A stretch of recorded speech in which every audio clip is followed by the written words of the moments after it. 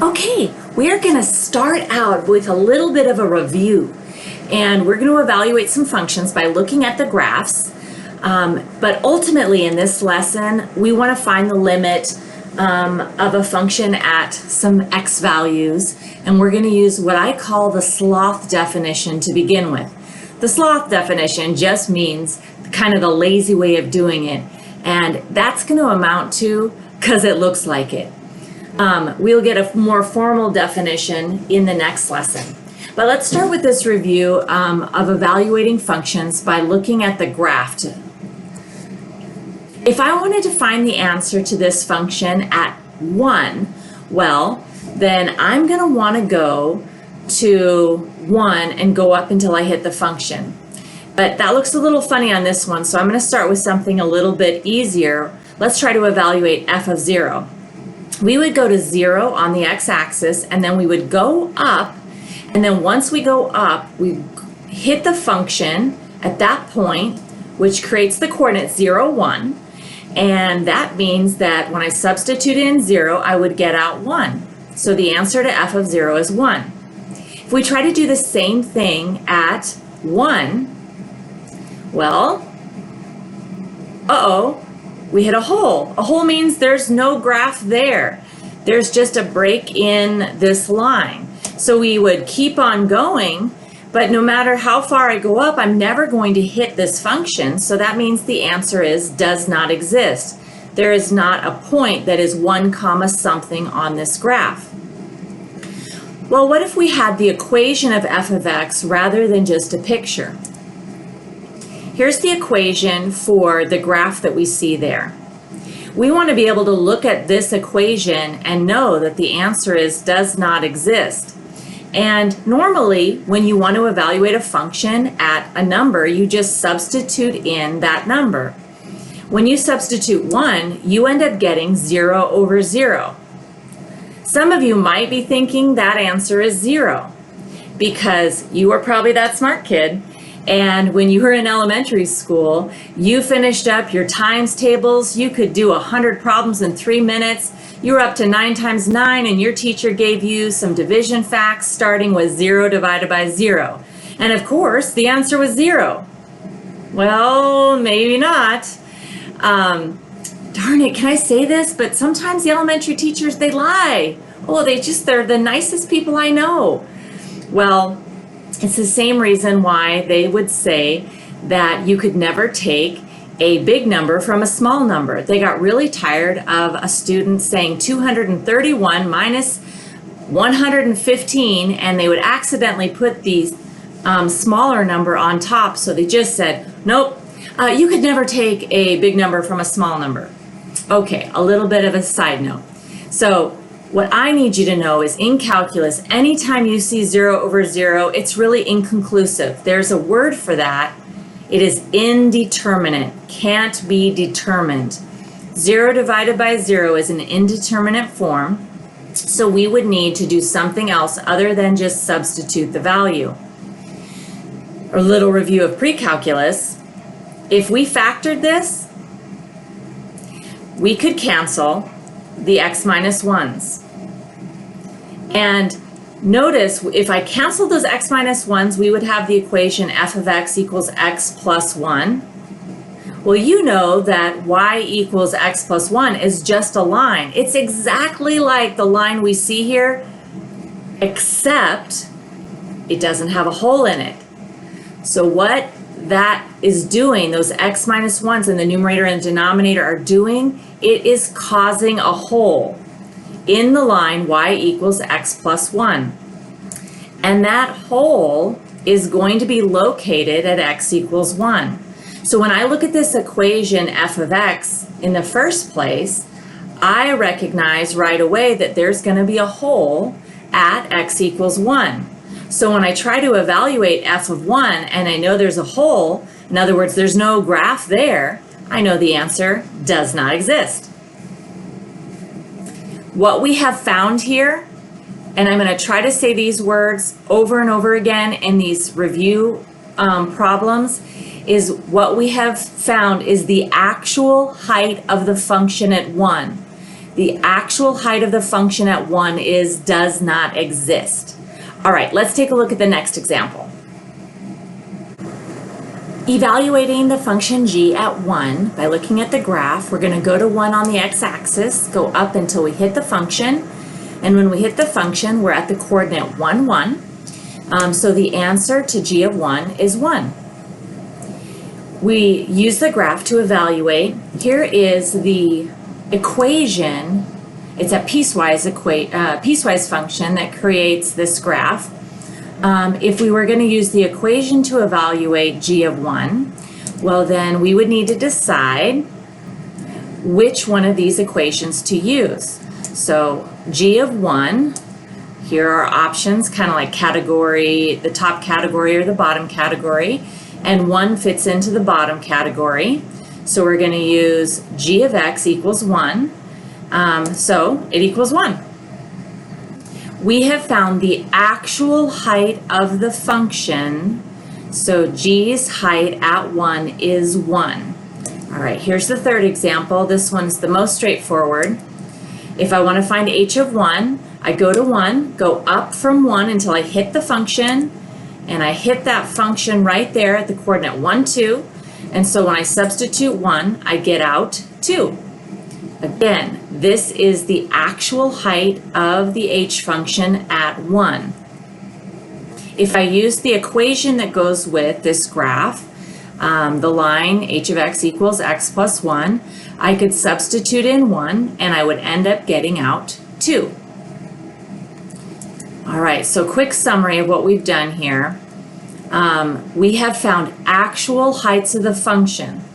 When I substituted in 1 into the f function, there was no point that went with it, so it does not exist. When we substituted in 1, we got out 1. And when we substituted 1 into the h function, we got out 2. These are actual heights. In a minute here, we are going to talk about intended height. And the intended height is going to be the limit of the function at an x value. In calculus, we start off with limits, and we do limits for quite a while, and limits really are the foundations for the next topic, which is derivatives, and then the final topic is an integral, which is really just undoing a derivative. So the kind of cool thing about calculus is there's really just limits, derivatives, and integrals, and we just go really in depth in each of those topics. All right, so here we go. Let's start some calculus. At the top of the slide, I gave a sloth definition of a limit. So it's the intended height from the left and the right. Now, when I say the sloth definition, it just means this is not a formal definition. And on the AP exam, you can't use this definition to justify your answer. But it is helpful when you just want to quickly find the answer and you don't have to justify. All right, so we're going to talk about what that means. And the notation down here, this is the problem. The way that you read that is the limit as x approaches 1 of f of x. All right, so the limit. To answer that question, we actually have to answer these two questions. This is where from the right and from the left comes in. We're going to focus on one piece at a time. So we're going to start with this one. And let's take a look at that notation. The limit as x approaches 1. And then in the little exponent spot, there is a negative symbol. And that negative symbol, that just means from the left. So we're getting close to 1 from the left. Choosing x values close to 1 coming in from the left. Well, if we start substituting in numbers into f of x, and we pick numbers that are close to 1, well, negative 1 is kind of close to 1. It's on the left side of 1. If I substituted negative 1, I would get 0. Now, if I pick a number even closer to 1 on the left side of 1, maybe I pick 0.5. And if I pick negative 0.5, then I have a height of 0.5. All right, now we're going to pick another number even closer to 1 that's on the left of 1. So maybe I choose 0. If I substitute in 0, I get out 1. All right, I'm going to pick another value even closer to 1 coming in from the left. So if I substitute, let's say, 0.5, I end up with 1.5. There's a pattern that is starting to form in the column of f of x. I'm going to substitute a number even closer to 1 from the left side. Maybe that's 0.9. If I substitute 0.9, I get out about 1.9. Now coming in from the left means that I cannot go past 1. I could even pick 0.9999. So my values for x, notice I'm choosing them, getting closer and closer to 1 from the left side. And then my answer to this limit is, what are these numbers right here heading to? 0, 0.5, 1, 1.5, 1.9. If we keep picking numbers even closer and closer to 1, like 0.9999999, we're heading to a height of 2. This is the intended height as we get close to 1 from the left. We just went over pre-calculus stuff where it's the actual height at 1. We know the actual height at 1 here does not exist. It doesn't matter that there's a hole when x is 1. When you're finding a limit, it's not the actual height, it's the intended height. Like, what are we getting closer to? All right, let's take a look at coming in from the right side. So this notation, we're ultimately trying to answer what is the limit as x approaches 1 of f of x. But we're going to consider now from the right. As I read this, it says the limit as x approaches 1 from the right of f of x, which means I'm going to substitute numbers in for x into the function, and the numbers that I'm going to substitute are numbers that are closer and closer to the number 1, but not actually the number 1, closer and closer to 1 as I'm picking numbers to the right of 1. All right, so make myself a table picking numbers closer and closer to 1. Let's say I select 2. 2 is fairly close to 1 on the right side of 1. If I plug in 2, it looks like I'm going to get out about 3. If I pick another number even closer to 1, maybe 1.5, I'm going to get out a height of about 2.5.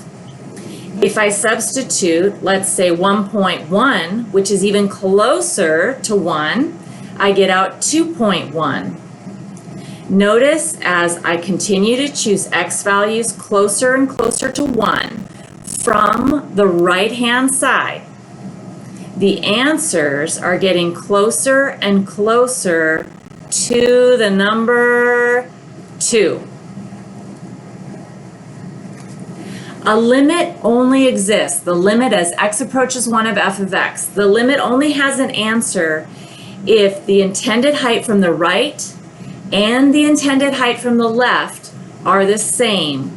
So since coming in from the left of 1 and coming in from the right of 1, they both have the answer 2, well then the limit as x approaches 1 of f of x is going to equal 2.